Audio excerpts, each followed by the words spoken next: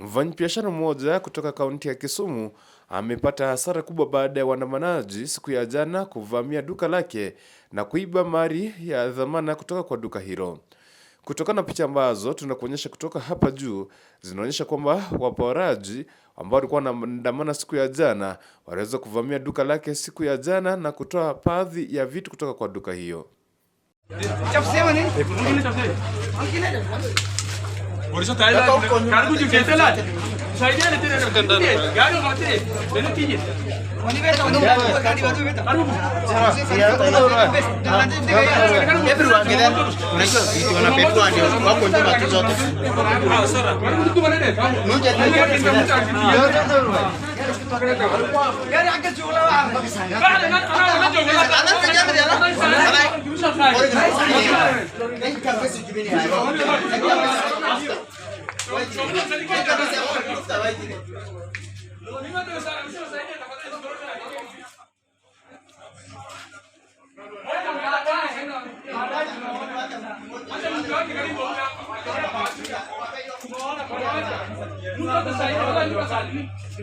Nimefanya mimi mali yangu nafanya hivi.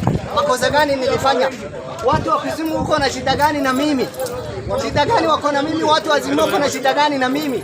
Hii ni property yangu, private property yangu. Hata hakuna piece moja imebaki hapo ndani. Zote ndio hiyo. Ndio hiyo imeenda. Inaenda wapi? Mimi naenda wapi sasa? Ninaenda wapi? Naenda wapi mimi? Nitaenda wapi? Niko na watoto, niko na family, nitaenda wapi mimi sasa? Nitaenda wapi? Nini? Super. Wote zinapigia mara milioni moja simu, achukui simu, anasema nakuja mpaka inafika hivi. Wale wako hapa wanatoroka.